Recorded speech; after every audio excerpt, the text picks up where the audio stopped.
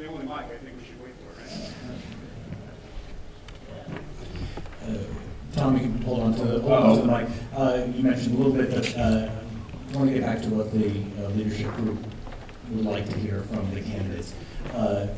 What ways have you worked with your community to become familiar with it, neighborhood organizing, community-driven activities, and in what ways do you plan to work with the community if elected? As I said in my opening, I work with Strong Neighborhoods Initiative. It's very much a community organizing apparatus. I haven't done a lot of community organizing in my particular neighborhood because I'm actually doing it on the other side of town, in the downtown. However, as a resident who living in the city and actually being an employee from time to time, you'll get questions from folks and some asking for direction on how to get through the minutiae of city bureaucracy. So I've been able to do that. But to the point, we actually had an issue in my neighborhood with respect to a school that was put, a charter school that was put on the backside of an existing elementary school. And my neighborhood was actually very quiet, very peaceful for a long time, and then now we've suffered a pretty significant impact. And so I actually took up a leadership position along with some other neighborhood leaders to convene our neighborhood group to work on that issue, to try to create a good working relationship with the city to address the traffic impacts as well as with the council office. So I've done that, but more importantly, I've also done a lot of work trying to get a better sense of how the 23, I think it's 23 neighborhood associations that are out here at District 1 work. And it's very clear to me that one of the things you guys are really struggling with is communication, and how to do a better job of that. And how not just to create tools for that, but how to really reach out to each other and create that sense of community that we're all looking for. So I've done my homework and I look forward to working with you. Thank you very much.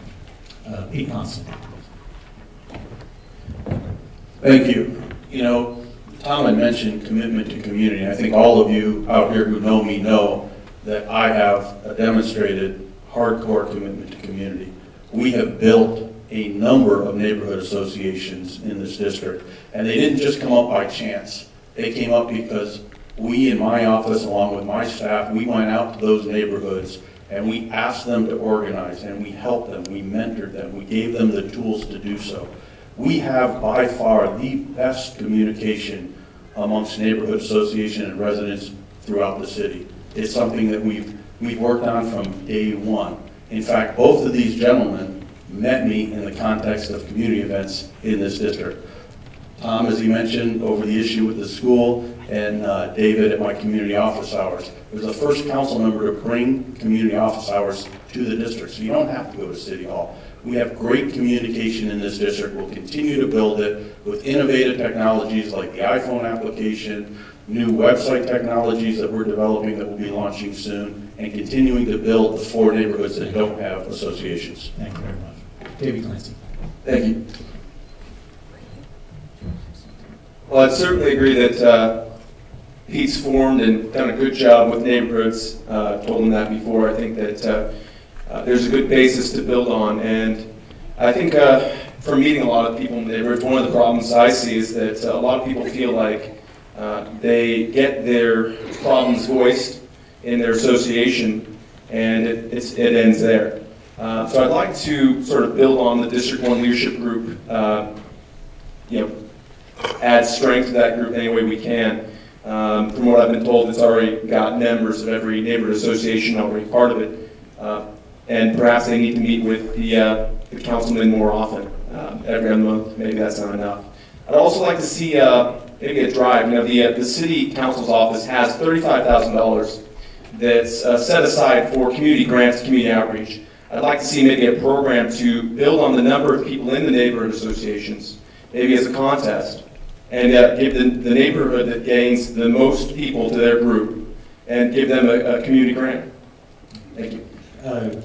David, for you, there have been, as we're looking at some of the questions we've been getting, there's a theme to some of the questions that I'm going to collate a couple of them. It has to do with the city's relationship with its unions and trying to work out a budget situation in that case. I'm going to combine these 2 questions into one for you right now. How would you go about resolving our budget issues and lessening the stranglehold of unions? And how would you plan to finally get unions to understand they must give something back, make concessions for city survival? Sure. Great question.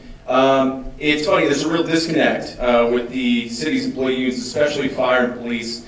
They're looking at laying off 162 police and fire employees with this current plan. For a union that's supposed to be a brotherhood, they don't seem too concerned about the brothers that are going to be laid off.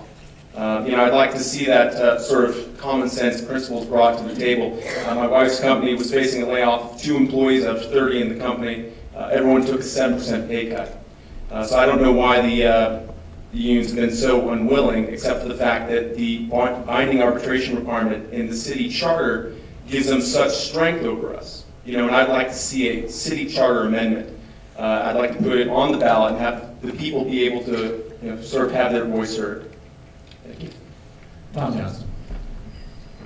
I'm looking at it in terms of three-pronged approach. We have to go after the pensions. It's going to be a challenge. The fact of the matter is, if you go after pensions, you have to go into collectors, you have to go into meet and confer, which means you got to open up all these contracts. Right now, it's a question, the people that can do that are the city council. And the question is does the city council have the political will to literally open up those contracts and renegotiate? We're going to have to, because the simple fact of the matter is we have a $2.3 billion unfunded liability to the health and pension system across the organization. We have to do something. And I think what we can do instead of vilifying each side of the argument is we actually impanel folks and create a pension commission or committee that isn't about advising, but it's really about problem solving. It's bringing in all 11 of the bargaining units, as well as the mayor's office, as well as the council offices, as well as any outside consultants who do this for a living that can help the city of San Jose finally figure this one out, because we can't do it. As it is, we have a ratio of $8. The city invests $8 for every $3 that the employees invest. That, over time, you can't eventually pay for that. We have to do something. Well, I'll answer more on the other end, okay? Pete Johnson. I've been leading the city's efforts to work with our unions. In fact, I chaired the Strategic Budget Shortfall Committee, which included membership from all the unions to talk about the problem. I led the discussions for us addressing the employee health care benefit that's given in retirement, where we were able to get the unions to agree to pay 50% of that unfunded liability. I have been doing that. I know that David had mentioned that I received financial contributions from the city unions. That's false. I have not, in this campaign, received money from any of the unions. The police officers union has endorsed me.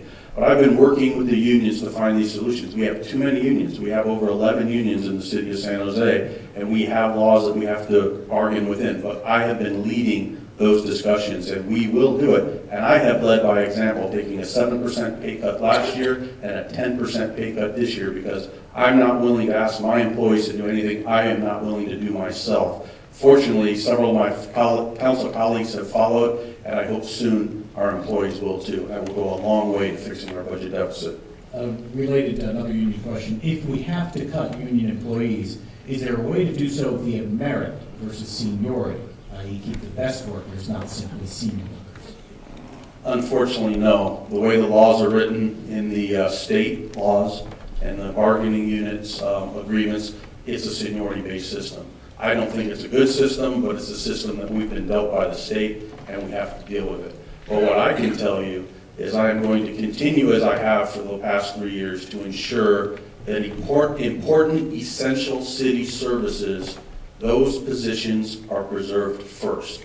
Those ones that relate directly to your health and welfare. The police officers, the dispatchers, the firefighters, the water pollution control plant operators, the sewer maintenance workers, those things that affect the quality of life and the health of our persons. Before we fund any positions for discretionary programs like the family camp that Tom or David has mentioned a couple times, purely a discretionary thing, it needs to go in times when we do not have money if it doesn't pay for itself.